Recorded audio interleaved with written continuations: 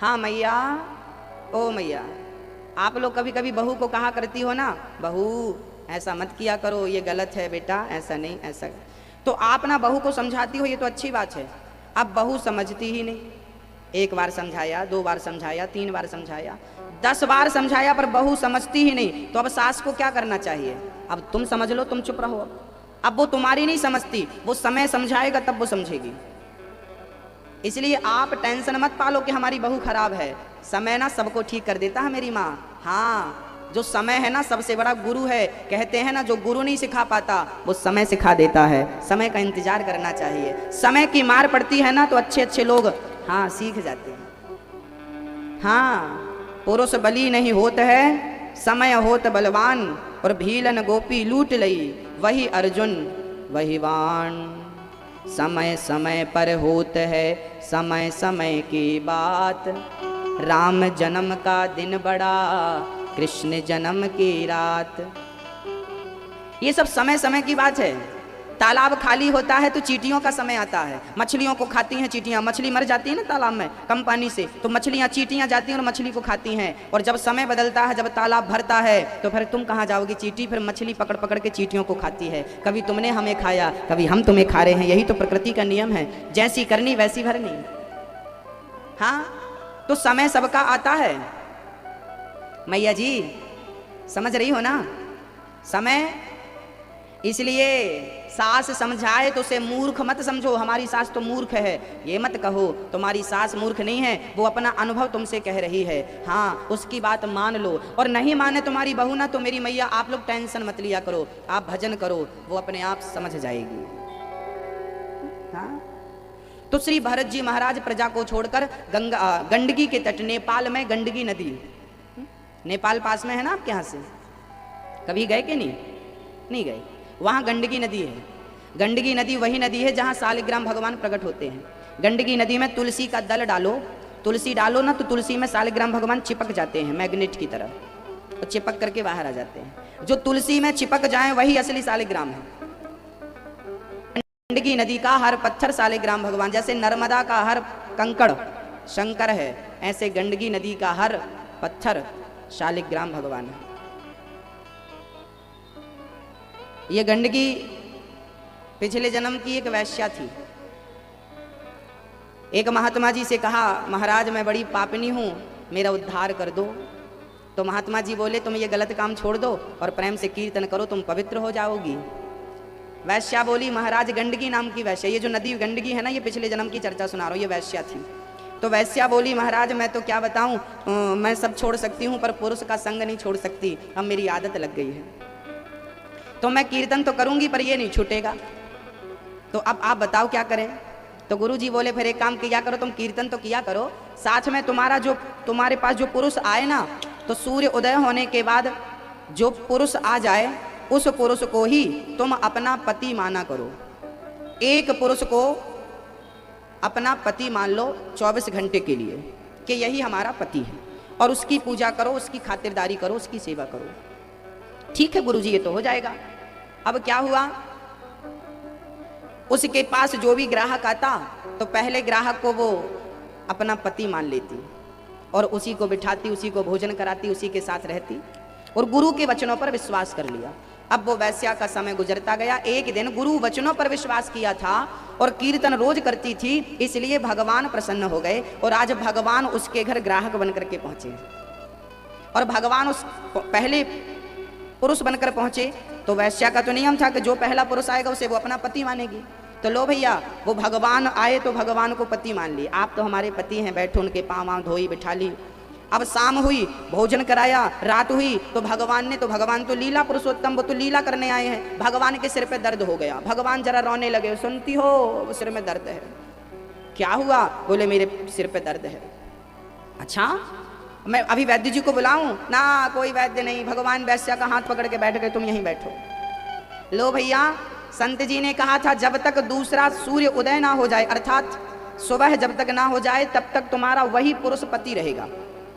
लो भैया, रात के 3 बजे भगवान ने मरने का नाटक कर लिया। सिर में दर्द हुआ, फिर कमर में दर्द, तो पेट में तो दर्द, तो भगवान फिर 3 बजते बजते तो प्राण त्याग दिए, मर गए।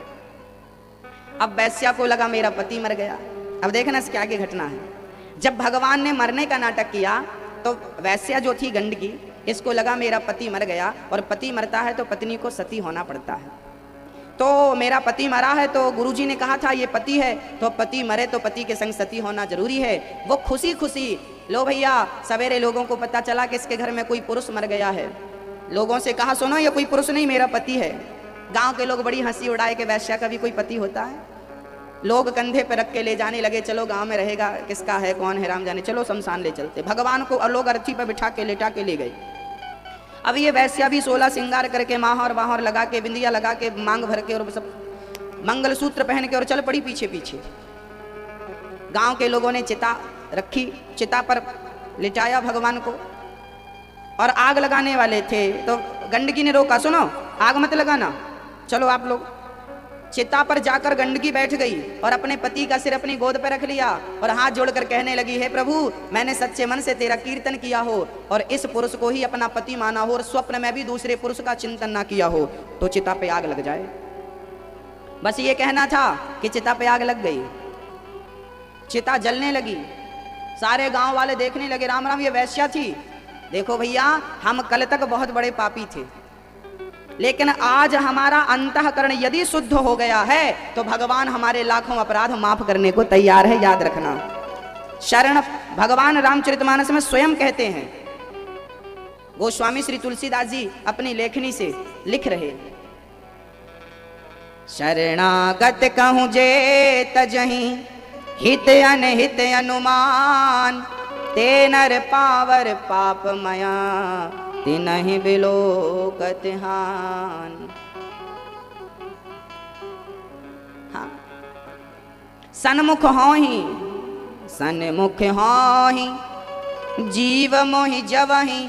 क्या लिखा है देखना, जन्म कोटि अघ, अघ मतलब पाप, ना सहि तवहि। भगवान कहते हैं कि जो जीव मेरे सन्मुख आ जाता है और मुझे स्वीकार कर लेता है, मेरी आज्ञा को स्वीकार कर लेता है, कल तक भले वो कितना भी बड़ा पापी रहा हो, पर आज मेरी शरण में आ जा। जी ने गीता में 18वें अध्याय के 66वें श्लोक में कही है, सर्वधर्मान परित्यज्य मामेकं शरणं व्रज, अहं त्वा सर्व पापेभ्यो मोक्षयिष्यामि मा शुचः। भगवान कृष्ण कहते हैं, सर्वधर्मान परित्यज्य, तू सारे धर्मों को छोड़ और माम एकम शरणम व्रज, मेरी शरण में आ। अहम त्वा सर्व पापेभ्यो, यदि तू मेरी शरण में आया तो मैं तेरे सारे पापों को भूल कर मोक्षयिष्यामि मा शुचः, तुझे मोक्ष का अधिकारी बना दूंगा। देखिए गीता कितनी विवेकशील लोगों की वार्ता है। गीता में दूसरे अध्याय में भगवान कृष्ण कहते हैं, कर्मण्येवाधिकारस्ते मा फलेषु कदाचन। एक तरफ भगवान कृष्ण अर्जुन से कहते हैं कर्म करो, कर्म ही पूजा है, कर्म करना चाहिए। और 18 अध्याय में आखिरी में कह दिया कि सारे कर्मों को छोड़ो, धर्मों को छोड़ो और मेरी शरण में आओ। ये क्या बात हुई? तुम दो प्रकार की बातें करते हो प्रभु, एक प्रकार की बातें करो तो लोग कंफ्यूज नहीं होंगे, नहीं तो लोग कंफ्यूज हो जाएंगे ना आपकी वार्ता पे। तो आइए इसका अर्थ क्या है, ईश्वर कहना क्या चाहता है, मैं आपको क्लियर कर देता हूं। भगवान कहते हैं कि तुम्हारी उम्र 50 साल की है। याद रखना, हमारे शास्त्रों ने उम्र को विभाजित किया है 4 भागों में। कितने आश्रम हैं हमारे मैया, कितने आश्रम हैं हमारे? 4। ब्रह्मचर्य, दूसरा गृहस्थ, तीसरा वानप्रस्थ और चौथा सन्यास। ये 4 आश्रम हमारे शास्त्रों ने, हमारे गुरुजनों ने हमें कहे हैं। 25 साल तक ब्रह्मचर्य का पालन करना चाहिए, 25 से 50 साल तक गृहस्थ जीवन का पालन करना चाहिए, 50 साल से 75 साल तक वानप्रस्थ रहना चाहिए, मतलब भ्रमण करना चाहिए, और 75 के बाद उम्र बचे तो सन्यास लेना चाहिए। ये शास्त्रों की आज्ञा है, क्लियर, समझ रहे? हाँ। 50 साल के लोग, जितने यहाँ लोग 50 साल के हैं वो बहुत ध्यान से सुनेंगे मेरी बात, और जो होने वाले हैं वो भी ध्यान देंगे।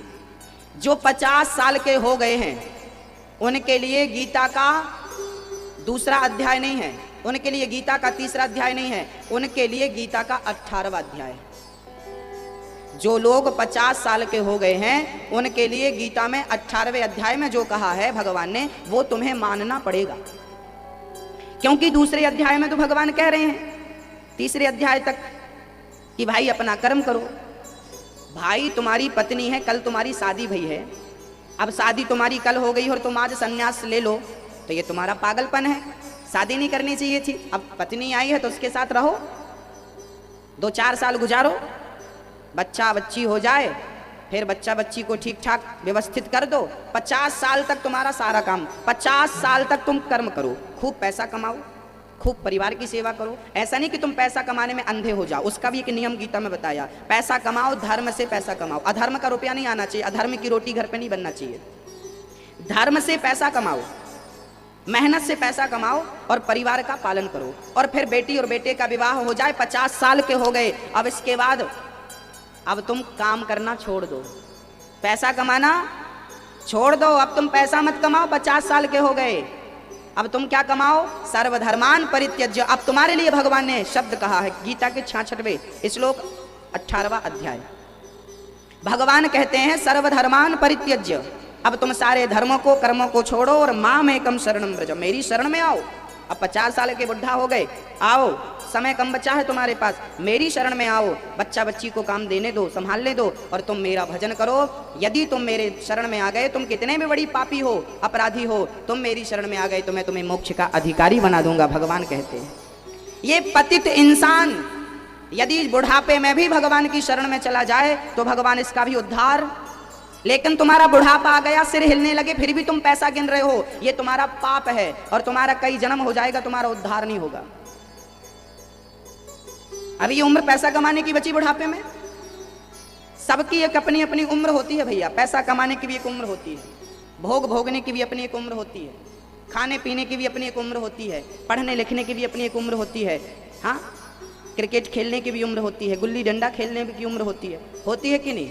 अब बुढ़ापे में ये दादा लोग क्रिकेट खेलने लग जाएं तो खेलना तो चाहिए, स्वस्थ रहने के लिए दौड़ भाग तो करना चाहिए, योग करना चाहिए, व्यायाम करना चाहिए ताकि आप स्वस्थ रहें बुढ़ापे में।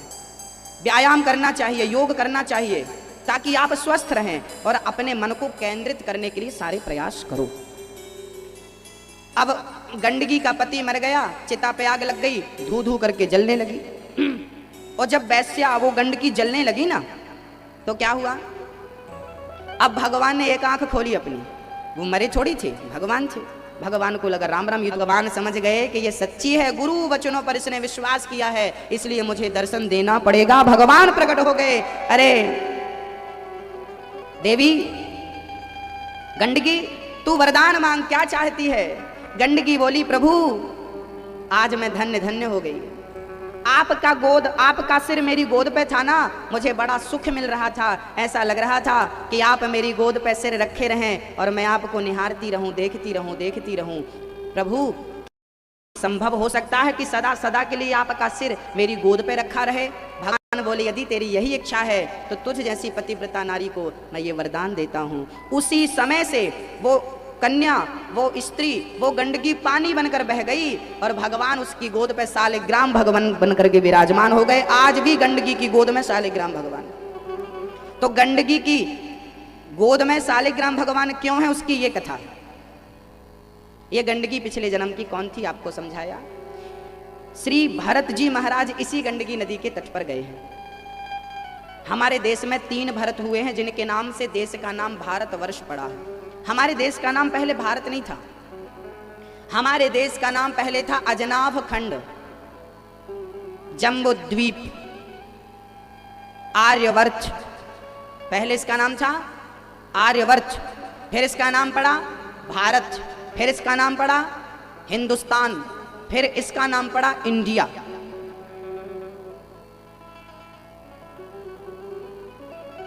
तीन भरत हुए हैं, शकुंतला नंदन भरत, राम जी के भाई भरत और एक जड़ भरत, जिनकी कथा हम वर्तमान में आपको सुनाने जा रहे हैं। कृपया बहुत सावधानी से श्रवण करिएगा।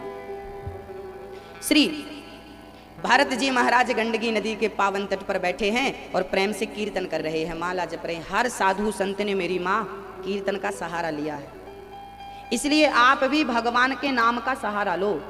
काम तो करो पर जहां हो बस सीताराम सीताराम सीताराम, राधे श्याम चलता रहे।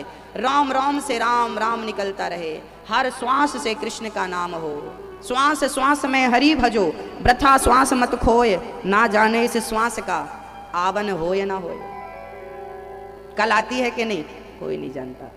भरत जी कीर्तन करते और 1000 माला जपते थे, वो जपती रहते थे, नारायण नारायण नारायण नारायण नारायण जपते रहते भरत जी। एक दिन क्या हुआ, भरत जी स्नान करने गंडकी पे गए, एक मृगी पानी पी रही थी, तभी शेर ने दहाड़ लगाई तो मृगी को लगा मुझे पकड़ने आ रहा है। वो गर्भवती थी, मृगी अपने आप को बचाने के लिए छलांग लगाती है और वो नदी पे बीच में जाकर गिर जाती है। जोर से छलांग लगाई तो उसका जो गर्भ था वो पानी में गिर गया, उसने पानी में ही बच्चे को जन्म दे दिया। मृगी पानी में ही बच्चे को जन्म देती, वो मृगी बेचारी पानी में तड़प तड़प के मर गई, पर नन्हा सा मृग का बालक, मृग का बच्चा वो नदी की धार पे बहने लगा और वो तड़पने लगा। भरत जी उस बच्चे को देख रहे थे जो नदी में बहता हुआ जा रहा था। उस मृग के बच्चे को भरत जी ने बचा लिया, अपनी कुटिया पे ले आए, उसको आग के पास बिठाकर उसकी ठंडी दूर करी, घास लाकर उसे खिलाया और भरत जी महाराज ने प्रेम से उसकी सेवा शुरू करी। किसी की जान बचा देना बुरा नहीं था, पर भरत जी ना अब उस मृग से प्रेम करते हैं। बेटा मृग आओ, मृग को खिलाना, चारा लाना। उस दिन भर अब मृग मृग माला वाला सब छूट गई, पूजा पाठ छूट गई, सवेरे से शाम तक भरत जी अब मृग की ही चिंता करने लगे। अरे भाई, तुम भजन करने के लिए घर परिवार छोड़े थे, तुम मृग में फंस गए। अब आप कहो महाराज जी जान बचाना तो अच्छी बात है, कौन सा गलत है ना, जान बचाना अच्छा था, पर ये प्यार कर लेना, मोहब्बत कर लेना, उसमें मन लगा लेना, उसमें आसक्त हो जाना, ये अच्छा है क्या? एक साधु को ना किसी में आसक्त नहीं होना चाहिए।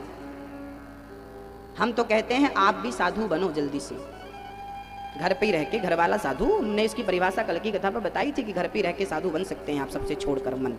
तो भरत जी महाराज ने मृग में मन लगाया और देखो उनका दिनों दिन प्रेम मृग से बढ़ता जा रहा है। कभी मृग ना पीठ खुजला देता था, मृग भी बहुत प्यारा था, भरत जी ने बहुत प्यार करना शुरू कर दिया। हुआ क्या, भरत जी का बुढ़ापा आ गया, मौत सिर पे खड़ी है और भरत जी मन मृग में लगाए हैं। देखो तो घर छोड़ा था भगवान को पाने, पर जंगल में भी मृग बाधा बनकर पैदा हो गया। आए थे हरि भजन को, औटन लगे कपास। घर छोड़ा था भगवान की प्राप्ति के लिए और माया मोह मृग से लग गई। और मृग का चिंतन करते करते श्री भरत जी महाराज अंत समय में क्या हुआ, भरत जी महाराज का वो जो मृग था वो मृग के झुंडों में चला गया और भरत जी से बिछड़ गया। भरत जी चिल्ला रहे हैं मृग मृग मृग।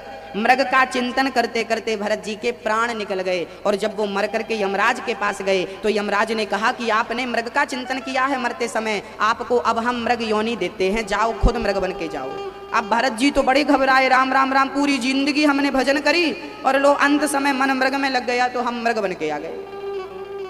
अंते यामती सागति। मेरी मैया जी मरते समय ना अपने मन को जरा कंट्रोल करना, क्योंकि मरते समय आपका मन जहां होगा ना वही गति होगी। यदि मरते समय आपका मन मृग में लगा तो मृग बनना पड़ेगा, कुत्ते में लगा, आजकल लोग कुत्ते बहुत पाल रहे हैं, हाँ मरते समय कुत्तों में मन लगा रहता है तो अगले जन्म में वो खुद पिल्ले बन के पैदा होते हैं। हाँ आप लोगों ने तो नहीं पाले कुत्ते?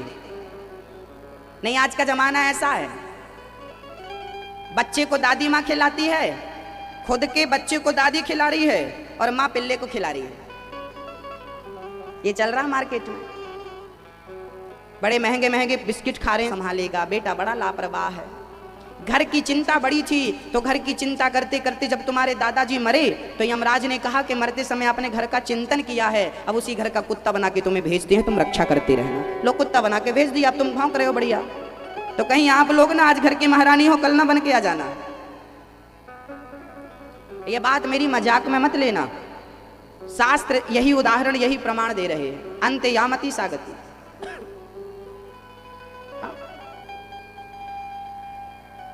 मरते समय बहुत सावधान रहना चाहिए।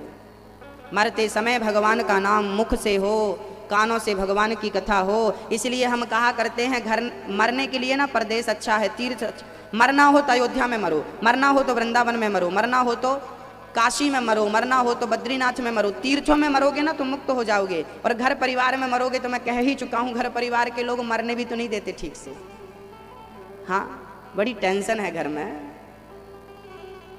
और आजकल ना बुढ़ापा, आजकल डॉक्टर बहुत खतरनाक मौत देते हैं।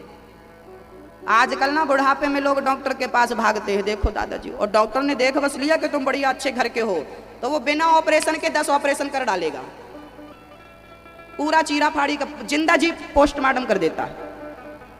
आजकल बीमारियां खतरनाक नहीं है, डॉक्टर खतरनाक है। हाँ, इसलिए डॉक्टरों से बचने का काम है।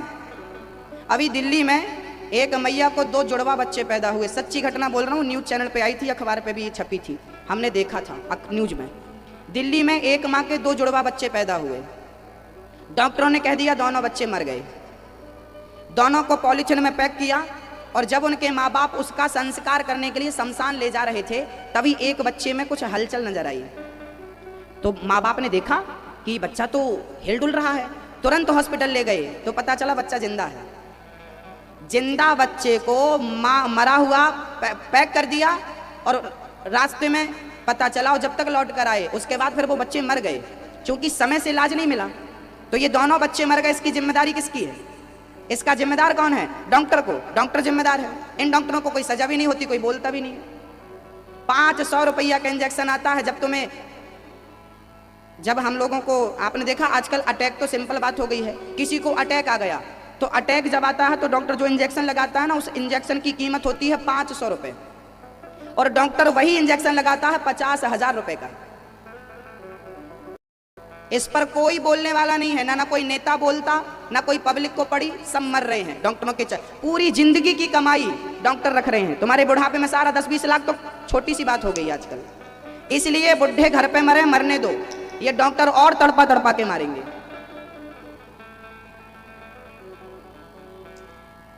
₹2 का इंजेक्शन 2000 में लगाते हैं। हमारे दिल्ली के एक भगत थे, उनके पिताजी बीमार पड़े, तो डॉक्टर ने कहा हम तुम्हारे पिताजी को एक स्टैंड डालेंगे। स्टैंड डाला, स्टील का स्टैंड।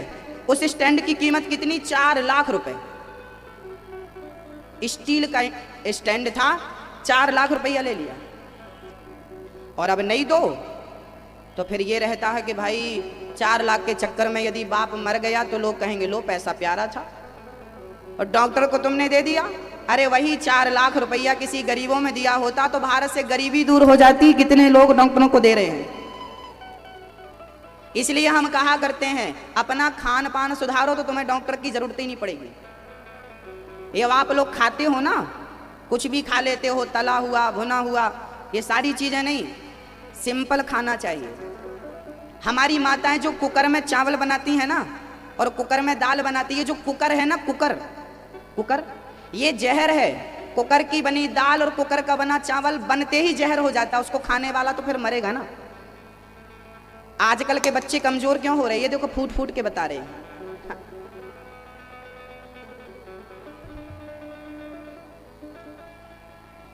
आजकल के बच्चे कमजोर क्यों हो रहे हैं? महाराज जी हमारा बच्चा कमजोर, याददाश्त नहीं है। महाराज जी वो बहुत कमजोर है। बहुत सारे बच्चे आजकल ना कमजोर, बाल पक जा रहे हैं, आंखों में कम दिख रहा। कारण क्या है? आज ही अभी फूट लोगे सब। सारे बच्चे कमजोर हो रहे हैं। क्यों? क्योंकि आपने कुकर का चावल खाया है, कुकर की दाल खाई है। तो तुमने खाई है तो तुम्हारा जो बच्चा पैदा होगा ना, क्योंकि तुम्हारी कुकर की दाल और कुकर के चावल ने तुम्हें कमजोर कर दिया है, आपको कमजोर दिया, और आप कमजोर भय हैं तो आपकी संतान कमजोर होगी। कुकर का बना चावल और दाल त्याग दो आज से, अभी से। कुकर हो तो उसे फेंक दो। महाराज जी कुकर में इसलिए बनाते हैं समय कम लगता है, समय बचता है। हाँ, गैस भी बचती है। अरे जो तुम्हारा कुकर में समय बचता है ना, वही समय हॉस्पिटल में खर्च हो जाता है। वही समय, कान यहां से पकड़ो या यहां से घुमा के, वो बात वही है। वो समय तुम्हारा हॉस्पिटल में जाता है। जिस अन्न में, कहते हैं कुकर में इतना प्रेशर होता है कि जो दाल होती है ना, जिसके लिए आप दाल खाते हैं, जिसके लिए, जिस प्रोटीन के लिए, जिस तत्व के लिए, उसमें इतना प्रेशर कुकर में कि वो सारे प्रोटीन नष्ट हो जाते हैं। और दाल केवल भूसे की जैसे बचती, उसके सारे तत्व खत्म हो जाते हैं। फिर आप दाल खा रहे हो तो पेट तो भरता है, लेकिन उसके जो तत्व थे जिसके लिए दाल हम खाते हैं वो तत्व नष्ट हो जाते हैं कुकर से। इतना प्रेशर होता है उसमें कि सारे नष्ट हो जाते हैं। और दूसरा है एल्यूमिनियम। एल्यूमिनियम की आपके घर पे कढ़ाई है, एल्यूमिनियम की आपके घर पे तपेली है। अरे मेरी माँ, एल्यूमिनियम का बर्तन कभी यूज नहीं करना चाहिए।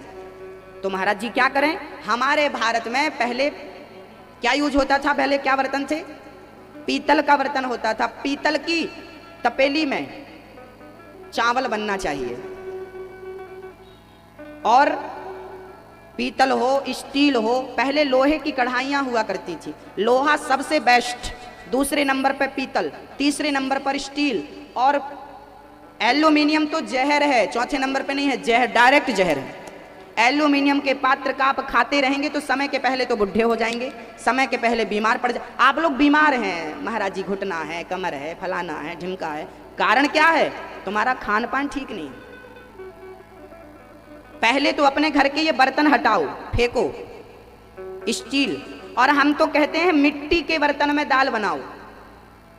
आपकी दादी अम्मा काहे में बनाती थी? आपके पुराने जमानों का परित्याग कर दो।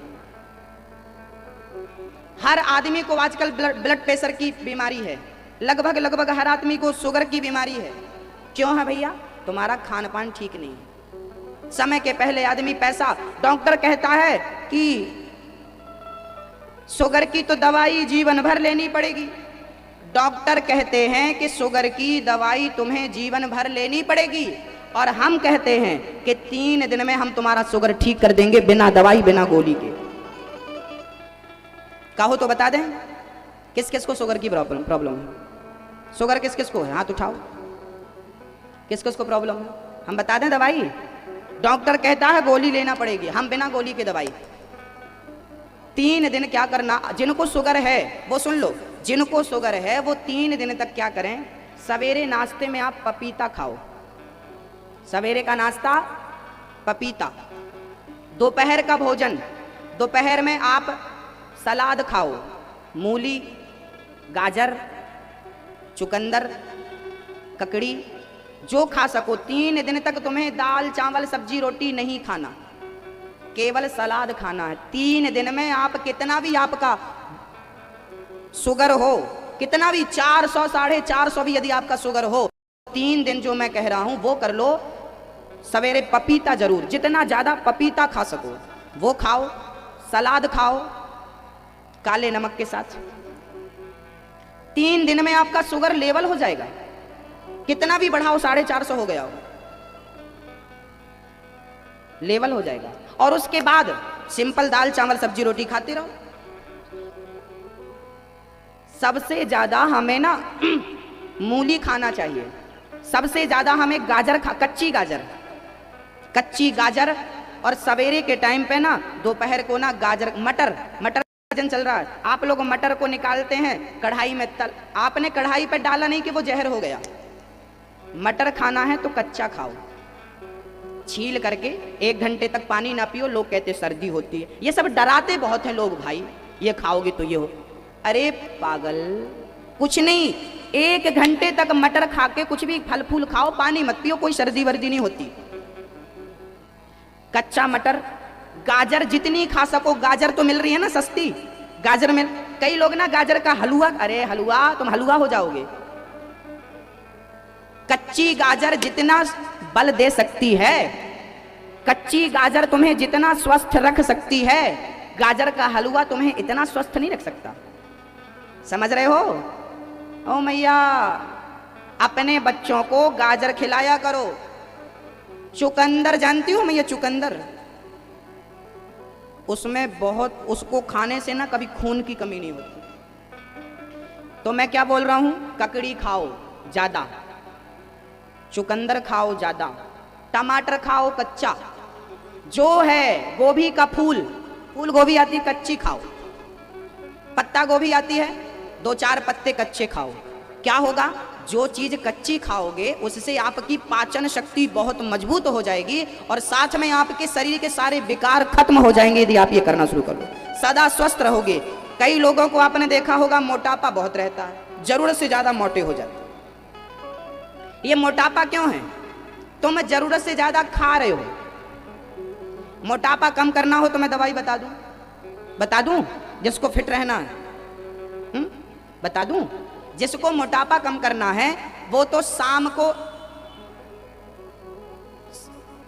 को मतलब सूर्य अस्त, शाम को 5 बजे के बाद से वो कुछ ना खाए। रात्रि का भोजन त्याग दो। रात्रि में थाली आपके पास आवे तो थाली को, योग कौन सा, थाली को खिसका दो। ये वाला योग करते रहोगे तो कभी मोटे नहीं होगे। रात का भोजन छोड़ दो, सवेरे खाओ। सवेरे 8 बजे खा लेना चाहिए, 9 बजे खा लेना चाहिए, 10 बजे खा लेना चाहिए। सवेरे का नाश्ता जल्दी हो, भोजन समय से हो, 11 बजे भोजन हो जाए, 10 बजे हो जाए, बेस्ट। फिर थोड़ा बहुत जरूरत पड़े तो दोपहर को 2-3 बजे खा लो। रात को कुछ मत खाओ, रात को त्याग दोगे खाना और ज़्यादा से ज़्यादा ये खाओगे कच्चा तो कभी मोटे नहीं होंगे, कभी प्रॉब्लम ही नहीं होगी, आप बीमार ही नहीं पड़ेंगे। हाँ, अब मैं आपको स्वास्थ्य विभाग में ना ले चलूँ, कथा सुनाऊँ आपको। हाँ, ये भी ज़रूरी था इसलिए हमने बोल दिया, क्योंकि हमारी माताएं बहुत परेशान रहा करती हैं बीमारियों से। घुटनों में दर्द बहुत होता है। तुम खड़े होके पानी पीती हो ना मैया, इसलिए घुटनों में दर्द होता है। खड़े होके पानी कभी नहीं पीना चाहिए। कई लोगों की आदत होती है खड़े होकर डुक डुक डुक डुक पानी, मतलब कुछ तो समझो। हमारे ऋषि मुनियों ने सब पर रिसर्च करी है और सब ग्रंथ लिख के गए हैं। आयुर्वेद का बहुत बड़ा का ग्रंथ है। हाँ, महर्षि चरक इनका ग्रंथ है, कोई आम संत नहीं थे। खड़े होके पानी पियोगे तो तुम्हारे घुटनों में दर्द होगा और वो दर्द दुनिया का कोई डॉक्टर ठीक नहीं कर सकता। तुमने बहुत लंबे समय तक खड़े होके पानी पिया है, इसलिए पानी कभी भी खड़े होकर नहीं पीना चाहिए। पानी हमेशा बैठकर पीना चाहिए। और पानी, ठंडा पानी तो पीना ही नहीं चाहिए। मैं अपनी बात बताऊं, मैं कई वर्षों से गर्म पानी पी रहा हूं। आप लोग कहते हो ना हम रेगुलर काम करते हैं मैया जी, 30 दिन होते हैं ना महीने के, 30 दिन हम कथा सुनाते हैं और रोज 4-4 घंटे बोलते हैं। ये तो ईश्वर की कृपा ही है। और खान पान अपने को मेंटेन करके रखे हैं। गर्म पानी पीता हूँ मैं। हम कभी ठंडा पानी, हम गर्मियों में जेठ के महीने में भी गर्म पानी पीते हैं। गर्म पानी अर्थात गुनगुना पानी। गर्म पानी का अर्थ ये नहीं है कि गर्म करो फिर उसे ठंडा कर लो फिर फ्रिज में रख दो। वो मतलब लोग ना मूर्खता की हदें पार कर दिए। पानी को गुनगुना करना चाहिए, हल्का सा। कैसा गुनगुना हो? हल्का सा गुनगुना। वो गुनगुना पानी हमें पीना चाहिए। यदि आप गुनगुना पानी पीते हैं तो लगभग आपकी जिंदगी पूरी हो जाएगी। कोई भी बीमारी आपको छू तक नहीं सकती यदि आपने गुनगुना पानी पिया है। और कई लोगों की आदत फ्रिज का पानी पी। फ्रिज का पानी नहीं पी रहे हो तुम जहर पी रहे हो। फ्रिज का पानी, पेप्सी, कोका कोला आदि आदि ये सब जहर है और खूब पी रहे हैं लोग। अब अक्ल नहीं है तो मरेंगे। क्या खाओ क्या ना खाओ ये सब शास्त्रों ने बताया है, अब मानो ना मानो, है ना। तो बोलो राधे।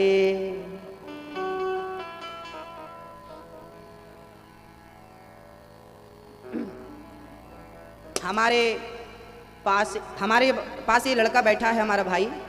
ये जो भजन गाते हैं ना, इनको ना 400 शुगर हो गई थी अभी 15 दिन पहले की बात है। इसके बाद इन्होंने 3 दिन के लिए भोजन बंद कर दिया और जो मैंने आपको बताया वही इन्होंने किया तो इनका बिल्कुल लेवल हो गया, बिल्कुल स्वस्थ हो गई है। नहीं तो ऐसी हालत हो गई थी, आँख शुगर इतना हो गया था, आँख पूरी लाल हो गई थी, चल पाना बैठ पाना मुश्किल हो गया था। लेकिन शुद्ध आहार स्वस्थ रखता है, बहुत ध्यान दीजिएगा। मैं जितनी बातें कर रहा हूँ प्रैक्टिकल कर रहा हूँ। हम लोग प्रैक्टिकल करते हैं बाद में बोलते हैं, ऐसा नहीं कि पहले बोल दिया आप किया नहीं ना। हम जो कहेंगे पहले अपने ऊपर आजमाएंगे। गर्म पानी हम सदा पीते हैं, हमें कई वर्ष बीत गए गर्म पानी पीते पे, रात हो दिन हो गर्म गुनगुना पानी। और चाय तो हम कभी पीते ही नहीं। हाँ, कभी कभी पी लेते हैं इस बात के लिए कि हमें अहंकार ना आ जाए कि हम चाय नहीं पीते। हाँ। एक मैया जी थी, वो सबसे कहा करती गुरुजी हम चाय नहीं पीते, चाय। और जहां जाती वो 1 घंटे का प्रवचन जरूर करती, मैं चाय नहीं पीती, मैं चाय नहीं पीती, सबको बताती। हमने कहा कभी कभी पी लिया करिए, अहंकार तो नहीं आएगा। वैसे तो हम चाय नहीं पीते, मैं अपनी बात कर रहा हूं, हम चाय नहीं पीते, पर कभी 2-4 महीने में एक बार पी लेते हैं। हमारे कोई भगत के घर गए और भगत ने कहा गुरुजी चाय पी लो। अब बेचारे प्रेम से बनाया है तो लाओ 2 घूंट पी लेते हैं, पी लेते हैं। शौक नहीं है हमारे चाय पीते, हम नहीं पीते चाय, सब पीते, दिन में 10-10 बार पीने वाले हमारे साथ हैं, पर हम नहीं पीते चाय। 2-3 महीने में 1 बार पी लेते हैं, और वो भी इसीलिए पीते हैं कि हमें अहंकार ना आए। अब आपकी मर्जी, बुराइयों को तो त्यागना चाहिए, पर आप बुराइयों को गले लगाते हैं। छोड़िए, बोलिए बांके बिहारी लाल की। श्री भरत जी महाराज मृग के चक्कर में पड़े, मृग बनकर आए, और अब दूसरा जन्म उनका बिगड़ गया। तीसरा जन्म भरत जी का हुआ एक ब्राह्मण के घर, पंडित जी के घर पे, पंडित जी के घर श्री भरत जी महाराज प्रकट भये। अब भरत जी समझ गए थे कि पिछला जन्म बिगड़ा है, अब ना बिगड़े, तो भरत जी महाराज अब मूर्खता की तरफ बढ़ने लगे। सारे लोग उन्हें मूर्ख कहने लगे, जड़ कहने लगे, इसलिए उनका नाम जड़ भरत पड़ गया। उनके पिताजी ने उन्हें गायत्री मंत्र याद कराया, पर उन्होंने याद नहीं किया। उन्होंने गीता याद कराई, पर याद, अच्छा भरत जी ज्ञानी तो थे, पर वो अपने पिता की बात पर अमल नहीं करते थे, क्योंकि पिता का ध्येय था कि तुम संसार की तरफ बढ़ो, और भरत जी तो ईश्वर की तरफ बढ़ रहे थे, और जिसे ईश्वर की तरफ बढ़ना है वो संसार की तरफ क्यों बढ़ेगा। तो भरत जी महाराज चुप रहे, उन्होंने कोई प्रत्युत्तर नहीं दिया। श्री भरत जी महाराज के पिताजी समाप्त भये, उनकी मां समाप्त भई। एक दिन भरत जी की भौजाइयों ने भरत जी को घर से निकाल दिया। भरत जी महाराज चिंता ना करते हुए आगे बढ़ने लगे। क्यों? क्योंकि जिसका संबंध भगवान से होता है ना, भरत जी का तो डायरेक्ट संबंध भगवान से। अब खाई तब खाई तो खाई, अब नहीं, अब खाए तो राम दुहाई। उस राजा का नाम था रहुगण। अच्छा, हम जो बोल रहे हैं आपको समझ में आता है ना? हमारी भाषा समझ में आ रही है आपको? आप लोग भोजपुरी समझते हैं? हाँ, आज सब वही कहे जा रहा है। हाँ। ठीक है भाई, एक राजा था रहुगण। वो राजा जा रहा था, अचानक उसका ना कहार बीमार पड़ गया। तो भरत जी को उन्होंने भरत जी के कंधे पे रहुगण की पालकी रख दी, अपने कहार की जगह भरत जी को सम्मिलित कर लिया।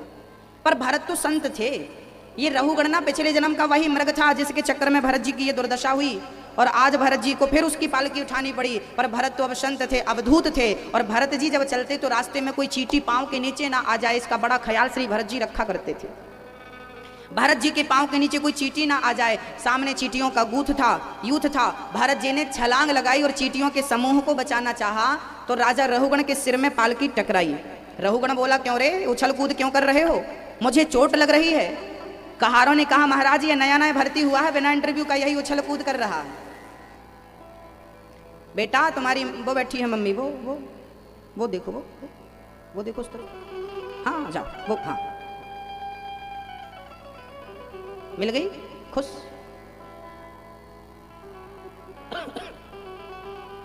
अब सुनो, श्री भरत जी महाराज दूसरी बार जब चले तो वहां फिर चींटियों का समूह था। चींटी के ऊपर पांव कैसे रखे, मर जाएंगे ना। तो भरत जी ने चींटियों को छलांग लगाकर पार करना चाहा। राजा रहुगण के सिर पे पालकी अब और जोर से टकराई। अब राजा रहुगण के शरीर से रक्त बहने लगा, उनके खोपड़ी से रक्त बहने लगा। उन्होंने पर्दा हटाकर देखा, भाई कौन है, उछल कूद कर रहा है, राजा का घोर अपमान किया, आज मैं उसे मृत्यु दंड दूंगा जिसके कारण मेरे शरीर में रक्त आया है। कहार डर गए, महाराज ये नया ये उछल कूद बहुत कर रहा है, इसे समझाया पर माना नहीं, और इसके द्वारा आपको चोट लग गई। आज रहुगण ने व्यंग वचन कहा, बड़ा दुबला पतला है ना, मेरा भार नहीं उठा पाता, आज मैं तुझे मृत्यु दंड दूंगा और आज मैं तुझे जीवित छोड़ नहीं सकता। आज भरत जी को मन में विचार हुआ कि आज इस मूर्ख को ज्ञान देना पड़ेगा, क्योंकि इस मूर्ख को हमने ज्ञान नहीं दिया तो लोग कहेंगे जिसकी पालकी भरत ने उठाई वो मूर्ख का मूर्ख रह गया। तब भरत जी महाराज ने आज राजा रहुगण को उपदेश दिया। भागवत के 5वें स्कंध में ये बहुत बड़ा विस्तार है, आओ जरा सुन लेते हैं। ये ज्ञान तत्व है। हाँ, आपको ज्ञान की बातें सुन सुन के बोरियत तो नहीं होती ना, आप लोग परेशान तो नहीं होते ना? होते हैं। अरे तो सुना दें आपको। भरत जी महाराज राजा रहुगण से कहते हैं, राजन तुमने कहा कि तुम हमें मार डालोगे, पहले तो ये क्लियर करो कि तुम मारोगे किसे, शरीर को कि आत्मा को? मैया जी ये वेदांत का थोड़ा विषय कठिन विषय है, मैं समझाने की कोशिश करता हूं। अब आप कितनी समझदारी से सुन रहे हैं वो आप पर निर्भर करेगा। ये विषय सबकी समझ में नहीं आता, पर फिर भी आपको मैं समझाता हूं, शायद आपकी समझ में आ जाए। आप सावधानी से सुनेंगे तो हर बात को समझ पाएंगे। आज हम आपको वेदांत का सब्जेक्ट समझा रहे हैं। पहले तो ये क्लियर करो कि मैं कौन हूं, मैं शरीर हूं कि आत्मा हूं। आप कौन है, अपना परिचय दें। मेरा नाम अनिरुद्ध है, आपका नाम सीता है, आपका नाम गीता है, आपका नाम राम है, आपका नाम श्याम है। तो ये बताओ, ये नाम शरीर का है कि आत्मा का? अनिरुद्ध नाम जो है, ये अनिरुद्ध किसका नाम है, शरीर का नाम है कि आत्मा का? किसका नाम है? हाँ, तो क्या मैं अनिरुद्ध हूं? अरे भाई, वस्तु विशेष की पहचान के लिए उसको नाम दिया जाता। संज्ञा सर्वनाम तो 6वीं क्लास में पढ़ा होगा, 5वीं क्लास में पढ़ा होगा। हाँ, किसी व्यक्ति विशेष की पहचान के लिए उसे के नाम दिया जाता है। तो ये एक नाम दिया, हमें अनिरुद्ध नाम दे दिया, आपको सीता नाम दे दिया। तो मैं कौन हूं? क्या मैं अनिरुद्ध हूं? ना, मैं अनिरुद्धाचार्य नहीं हूं। तो मैं कौन हूं? मैं शरीर हूं? ना, मैं शरीर नहीं हूं। तो मैं कौन हूं? अच्छा, मेरे मरने के बाद मेरे पास सब कुछ होता है। जब लोग मर जाते हैं तो उनके पास सब कुछ होता है, क्या नहीं होता? वो कौन सी चीज है जो चली जाए तो लोग मरा हुआ कहने लगते हैं? क्या चीज है वो? क्या चीज है, जोर से बोलो। आत्मा चली जाए तो हमारे पास सब कुछ होता है, हाथ पांव आंख कान सब तो है, लेकिन आत्मा चली गई तो हम कैसे हो गए? मुर्दा हो गए, हम मर गए। हाँ, लो भैया, इसका अर्थ है कि मैं कौन था? मैं कौन था? जब तक आत्मा थी तब तक मैं था। जब तक आत्मा थी तब तक अनिरुद्धाचार्य जी थे, और आत्मा निकल गई तो फिर क्या बचा? फिर तो ये मिट्टी बची। लोग कहते हैं चलो मिट्टी ले चलो, लोग कहते हैं शव ले चलो। फिर लोग ये थोड़ी कहेंगे अनिरुद्धाचार्य जी को ले चलो। फिर लोग ये थोड़ी कहेंगे गीता को ले चलो, सीता को ले चलो, फलाने को ले चलो, घनश्याम को। ना भाई, आत्मा चली गई तो नाम जो आपका था वो नाम खत्म हो गया कि नहीं? कुछ भी नाम रहा हो आपका, कुछ भी, वो नाम खत्म हो गया कि नहीं? मैया जी, भैया जी, समझ में आ रही हो तो सिर भी हिलाना। नाम तो आपका यहीं खत्म हो गया। नाम के लिए बहुत मरते थे आप लोग, मुझे नहीं जानते, मैं और तुम्हारा नाम तो यहीं खत्म हो गया, मिट्टी हो गए तुम। अच्छा, आत्मा निकल गई तो अब ये बताओ कि मैं हूं कौन, मेरा परिचय क्या है? अब ध्यान से सुनना, मैं शरीर नहीं हूं। यदि मैं शरीर हूं तो मरने के बाद शरीर तो रहता है, तो फिर मैं चलता फिरता क्यों नहीं हूं? इसका अर्थ है मैं शरीर नहीं हूं। मैं कौन हूं? मैं आत्मा हूं। मेरा परिचय दे रहा हूं मैं कौन हूं? आप कौन हैं? आप शरीर नहीं हैं, आप वो नहीं है जो आपका नाम है। आप कौन हैं? आत्मा। हम सब आत्मा हैं। ईश्वर अंश जीव अविनाशी, हम ईश्वर के अंश जीव हैं, हम अविनाशी हैं, हम कभी मरते नहीं हैं, हम अजन्मा हैं, अमर हैं, हम कभी मरेंगे ही नहीं। मरता कौन है? बोले शरीर 5 तत्वों से मिलकर बना है, पृथ्वी जल वायु अग्नि आकाश, इन 5 में जाकर समा जाएगा। आत्मा परमात्मा से प्रकट हुई थी। आत्मा का स्वरूप क्या है वो भी आपको समझा देता हूं। आत्मा कहते किसे है? दर्पण, आपने कभी दर्पण तो देखा होगा। दर्पण में जो दिखता है वो कौन होता है? दर्पण में जो दिखता है वो आपका प्रतिबिंब होता है। क्या होता है? सही है ना दादाजी? दर्पण में जो दिखता है वो हमारा प्रतिबिंब होता है। ऐसे ही अच्छा 1000 दर्पण हो तो 1000 दर्पण में आप लोग दिखेंगे कि नहीं? और आप 1000 दिखेंगे कि नहीं? 1000 दिखेंगे? तो आप तो एक ही हैं, पर दर्पण बहुत हैं, तो हर दर्पण में प्रतिबिंब। जैसे दर्पण में आपका प्रतिबिंब दिखता है, ऐसे इस काया में आत्मा जो है ये परमात्मा का प्रतिबिंब है। ये परमात्मा का प्रतिबिंब हम पे दिख रहा है, यही आत्मा है। और जब ये चला जाता है तो उसमें समा जाता है। आपका प्रतिबिंब दर्पण में दिखाई पड़ा, फिर आपने दर्पण को हटा दिया तो वो प्रतिबिंब कहां चला गया? वो प्रतिबिंब जाकर बिंब में मिल गया। आपका प्रतिबिंब आप में ही है, स्थित है। ऐसे परमात्मा के शरीर से ही जो उनका प्रतिबिंब है वही आत्मा है। और गोस्वामी जी कहते हैं ना, साक्षात भगवान ही इतने रूपों में हर आत्मा के रूप में हर जीव के भीतर विद्यमान। गोस्वामी जी तो ये कहते हैं। तो आत्मा को लेकर यदि कोई प्रश्न खड़ा हो तो ये समझना चाहिए कि आत्मा परमात्मा का वही प्रतिबिंब है जो आपका दर्पण में दिखता है। हूबहू वही आपके भीतर भी एक ईश्वर विद्यमान है। जैसे घड़े में पानी भर के रखो तो घड़े के अंदर एक घटा, एक सूर्य दिखाई पड़ता है। घड़े के अंदर सूर्य का दिखाई पड़ता है कि नहीं? तो एक गोल गोल सूर्य नजर आता है घड़े के अंदर। जैसे घड़े के अंदर सूर्य नजर आता है ऐसे ही आपके अंदर परमात्मा के रूप में वो आत्मा जो है, वो आत्मा ईश्वर के रूप में नजर आती है। शरीर 5 तत्वों में मिल गया, आत्मा भगवान में मिल गई। अब ये बताओ महाराज जी, शरीर तो मरा है, शरीर तो मरा हुआ था, क्योंकि शरीर को कोई सुख दुख नहीं होता। शरीर को मरने के बाद कुल्हाड़ी से काट दो, आग में जला दो, कोई दर्द होता है? शरीर को कोई दर्द नहीं होता, और आत्मा को भी कोई सुख दुख नहीं होता। गीता में लिखा है नैनम छिंदंती शस्त्राणी नैनम दहति पाप कहा। आत्मा को भी कोई सुख दुख नहीं होता। यदि शरीर को भी कोई सुख दुख नहीं होता, आत्मा को भी कोई सुख दुख नहीं होता, तो फिर सुख दुख होता किसे है? फिर फोड़ा होता है तो दर्द किसे होता है? फिर बुखार आती है तो दर्द किसे होता है? दर्द तो शरीर को नहीं होता, दर्द तो आत्मा को भी नहीं होता, फिर कौन है दूसरा? आज हम आपको क्लियर करेंगे, बहुत ध्यान से सुनिएगा। मैया जी, आपने कभी सपना देखा है कि नहीं? स्वप्न। एक मैया जी थी, उन्होंने आज रात को कमरे में दरवाजा खिड़की बंद करके आज वो सोई, और जब वो सोई तो वो सपने में ना हरिद्वार चली गई। सपने में हरिद्वार गई और खूब गंगा नहा रही हैं, और गंगा नहा कर वो आई, तब तक आंख खुल गई है। सबसे कह रही हैं आज तो हम गंगा नहाए, सपना देखा हमने, सपना में आज हमने गंगा मैया को देखा, खूब डुबकी लगाई। अब बताओ, आप तो कमरे के भीतर थी, घर पे थी, ये स्वप्न में आप जो गंगा नहा रहे थे। अच्छा, सपने में आप जब गंगा नहाते हो तो आपके पास शरीर होता है कि नहीं? आप जब कोई भी सपना देखते हो तो स्वप्न को देखते समय आपके पास शरीर होता है कि नहीं? हाँ या ना? होता है, बिल्कुल होता है।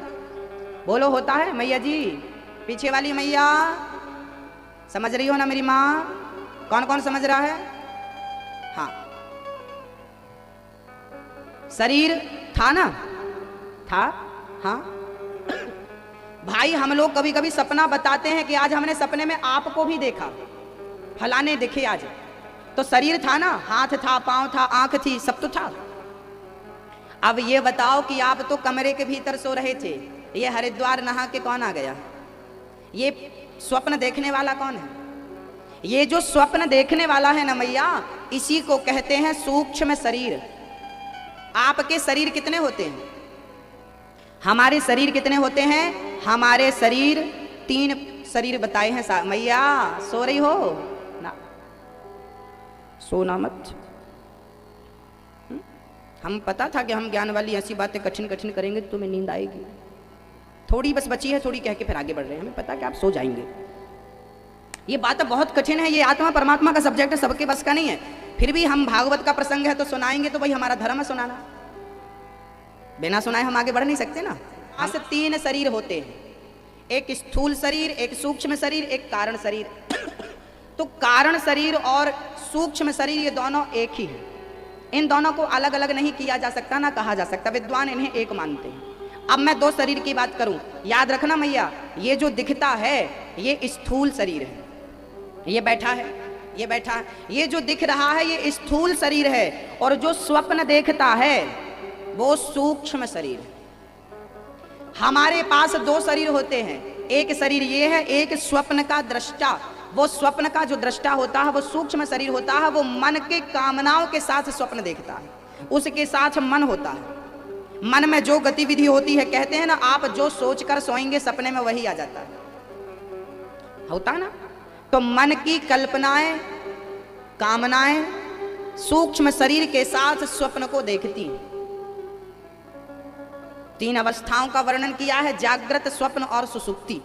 जागृत अवस्था तो ये है, सो जाओ तो, और सो जाने में सपना आए तो स्वप्न, और सुसुप्ति अवस्था तो है ही जो प्रगाढ़ निद्रा जो है वो है। समझ रहे हैं? तो ये जागृत, स्वप्न, सुसुप्ति का विज्ञान बड़ा कठिन है। आत्मा और परमात्मा का जो विज्ञान है वो भी कठिन है, पर आप समझें। श्री भरत जी महाराज कहते हैं, राजन 28 प्रकार के नरक हैं। आपने जो पाप किया है उस पाप को भोगने के लिए आपको नरक जाना पड़ेगा। रौरव नरक, महारौरव नरक, कुंभी पाक, अंध्र, तामिश्र, ऐसे 28 नरक हैं। जो जैसा पाप करता है, जो पुरुष दूसरी स्त्री को देखता है, पर नारी को देखता है, उस पुरुष को कुंभी पाक नरक जाना पड़ता है। वहां लोहे का एक गर्म स्त्री है, लोहे की गर्म स्त्री है, पूरी लाल, पुरुष को उस स्त्री से चिपकाया जाता है। यदि पुरुष ने स्त्री पर कुदृष्टि डाली तो वहां पर लोहे की स्त्री से चिपकाया जाए, और स्त्री ने पर पुरुष पर कुदृष्टि डाली तो वहां पर लोहे का एक पुरुष खड़ा है, लोहे का बिल्कुल गर्म, उससे चिपकाया जाता है। उस नरक में यह सुविधा मिलेगी आपको, ये व्यवस्थाएं हैं। एक नरक है रौरव नरक। जो व्यक्ति सदा झूठ बोलता है, जो व्यक्ति धोखा देता है, उसे रौरव नरक में डाला जाता है। वहां पर बहुत बड़े बड़े यमदूत हैं, वो आपके शरीर को ना वो नोचते हैं, ये चमड़ी जो है ना हमारी खाल, ये मारते हैं और वो गरम गरम औजारों से वो नोचते हैं और पूरा चमड़ी निकाल देते हैं, ढांचा हड्डी बचता है, ऐसे पूरा निकाल देते हैं। महारौरव नरक में क्या है? जो व्यक्ति मांस खाता है, मुर्गी, अंडा, मछली आदि आदि आदि, उसे महारौरव नरक में डाला जाता है। वहां क्या सुविधा मिलेगी? वहां पर बहुत बड़ी कढ़ाई, ये देखो ना मंदिर में एक बहुत बड़ी कढ़ाई रखी है, आपने भी देखा होगा। जितनी बड़ी कढ़ाई ये है ना, इससे 50 गुनी बड़ी कढ़ाइयां उस नरक में रखी हैं और उन कढ़ाइयों पे तेल उबल रहा है। और जो मांस खाता है ना, तुमने मांस पकाया था ना कढ़ाई पे, ऐसे तुम्हें भी जीरे की तरह उन कढ़ाइयों पे डाल दिया जाएगा और तुम्हें बड़ी पीड़ा होगी, बड़ा कष्ट, बड़ी तड़पन होती है। हमने जैसे उसे मार मार के तड़पाया था ना, मछली पानी से निकलती है कैसी तड़पती है, जैसे वो तड़पती है उससे कई गुना ज्यादा ब्याज सहित तुम्हें तड़पाया जाता है। जितना कष्ट तुमने दूसरों को दिया है, अब चलो उसका हिसाब दो। दोगे कि नहीं? इनकम टैक्स अधिकारी को 1-1 रुपया का हिसाब देना पड़ता है साहब, हिसाब किताब का जमाना है। तो जब इनकम टैक्स अधिकारी आपसे हिसाब लेते हैं तो आपको भी हिसाब देना होगा, अपने हर गुनाहों का, अपने हर कर्मों का हिसाब देना होगा। 2 मांस खाया है, महारौरव नरक में जाओ और वहां कढ़ाइयों में खूब उबलो, नीचे से आग जल रही हो, तेल है। वहां मरने की व्यवस्था नहीं है, केवल तड़पना होता है। यहां तो एक गोली खा लो सेल्फास की, मर जाओ। यहां तो जहर खा लो, आदमी मर जाता है, पर वहां मरता नहीं, केवल तड़पता है। और एक दिन नहीं मैया जी, हजारों साल तक वहां। यहां तो हमारी उम्र केवल 100 साल की है, अधिक से अधिक, और नरकों में तो हमें हजारों साल तक तड़पना पड़ता है। ये भागवत के 5वें स्कंद में खूब वर्णन है नरकों का, कभी समय मिले तो पढ़ लेना। 28 प्रकार के वर्णन है। राजा भरत जी महाराज की बात सुनकर राजा रघुगण चरणों में गिर पड़े, महाराज आप धन्य हैं। मुझे एक बात समझ में नहीं आई कि इंद्रियों से, भाई मन से बुद्धि प्रभावित होती है, बुद्धि से इंद्रियां प्रभावित होती हैं, इंद्रियों से शरीर प्रभात बना दिया। तो पहले बटलोई गर्म होती है, फिर पानी गर्म होता है, फिर चावल गर्म होकर भात बनता है, यही प्रक्रिया है ना। तो सब आग का प्रभाव तो सब तक पहुंचता ही है। तो रघुगण ने कहा महाराज विषयों का, इंद्रियों का प्रभाव तो आत्मा तक भी पहुंचता होगा ना। सुखदेव जी बोले तुम मूर्ख हो, भरत जी बोले मूर्ख हो, तुम ज्ञानियों की बातें भले कर रहे हो। भाई बटलोई में चावल है, उस चावल में यदि कोई कंकड़ है, पत्थर है, तो आग पानी को तो गर्म कर सकती है, आग चावल को तो पका सकती है। बताओ उस कंकड़ का क्या बिगड़ेगा, उस पत्थर का क्या बिगड़ेगा जो उसके भीतर है। जैसे आग की गर्मी चावल को पका सकती है पर पत्थर को थोड़ी पका सकती है, ऐसे विषयों से इंद्रियां प्रभावित होती हैं, मन प्रभावित होती है, बुद्धि प्रभावित होती है, शरीर प्रभावित होता है। आत्मा पर कोई प्रभाव नहीं पड़ता, ना सुख का, ना दुख का, ना इंद्रियों का, ना विषयों का। कोई आत्मा हम जो देख रहे हैं उसका आत्मा से कोई लेना देना नहीं। आप क्या देख रहे हैं, भगवान को देख रहे हैं कि गलत चीज देख रहे हैं, इसका आत्मा पर कोई प्रभाव नहीं पड़ता। आत्मा हर सुख हर दुख से परे है। श्री भरत जी ने ज्ञान दिया, राजा रघुगण चरणों में गिर पड़े। परीक्षित जी डर गए, महाराज हमें तो नरक जाना पड़ेगा, क्योंकि हमने तो कोई ना कोई पाप किया ही है और उस पाप का फल तो भोगना पड़ेगा। सुखदेव भगवान बोले यदि नरक जाने से बचना चाहते हो तो एक उपाय है। देखो हमने भी कोई ना कोई अपराध किए हैं, कोई ना कोई पाप तो हमसे भी हुआ है, और ऐसा नहीं है कि हमें नरक ना जाना पड़े। भाई गलती होती है ना तो भगवान नरक भेजते हैं। तो नरक जाने का तो हम लोगों का भी तय है, क्योंकि हम लोगों से भी जाने अनजाने धोखे से कोई ना कोई पाप तो हो ही गया है। यदि उस नरक से बचना चाहते हो तो एक उपाय है, कहो तो बता दूं। नरक जाने से बचना हो तो एक उपाय है, हाँ? बता दूं? मैं आपको कुछ बताऊं उसके पहले, एक हमारे देश में ना कल एक दुखद घटना घट गई। पता है हमारे देश के 40, 45 के लगभग जवान हमारे देश के नौजवान सैनिक शहीद हो गए। पुलवामा में ये घटना हुई, और घटना किसके द्वारा हुई? पाकिस्तान से आतंकवादी, पाकिस्तान खुद भेजता है आतंकवादी। देखो कितना कायर है, कितना नालायक है पाकिस्तान, छिप कर वार करता है। विस्फोटक से भरा एक ट्रक हमारे सैनिकों की बस से भिड़ गया, और जब भिंडित हुआ तो विस्फोट हो गया। देखो कितनी कायरता पूर्ण हरकत पाकिस्तान ने करी। इस पाकिस्तान ये आने वाले समय में अपने आप को भारत के नक्शे में देख पाएगा या नहीं, वो भी निश्चित नहीं है। लेकिन ये कितना बड़ा कायर है, छिप छिप के वार करता है।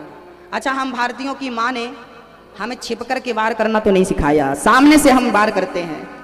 हम पीठ पीछे से वार नहीं करते। हमारी माँ ने, हमारी भारत माँ ने, जननी ने ये तो नहीं सिखाया। और ये पाकिस्तान ना यही सीखते हैं, ये छिप कर वार करते हैं। ये पैदाइशी नालायक है।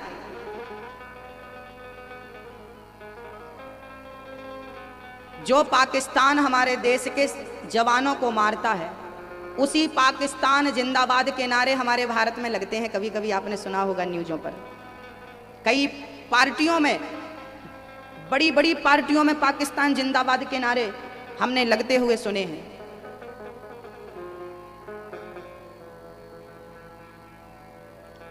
अब बताइए, हमारे देश का सैनिक ना पैसे के लिए नहीं लड़ता, उसे पैसे से प्यार नहीं है। हमारा देश का सैनिक जो है ना, सच्ची बात है, हमारा देश का जो सैनिक है वो अपने वतन, अपनी भारत माँ से बहुत प्यार करता है और भारत माँ के लिए लड़ता और मरता। वो शहीद होता है तो अपने वतन के लिए शहीद होता है। बहुत दुखद घटना हुई, हमारे 40 से अधिक सैनिक मारे गए। हम तो मोदी जी से कहते हैं कि पूरे पाकिस्तान को खत्म कर दो, नक्शे से हटा दो उसका नामो निशान, बार बार की झंझट ही खत्म हो जाए, ना रहेगा बांस, ना बजेगी बांसुरी। इन बुराइयों को ना नष्ट कर देना चाहिए। छिप कर वार करना ये कौन सी महानता है, कौन सी मर्दानगी है?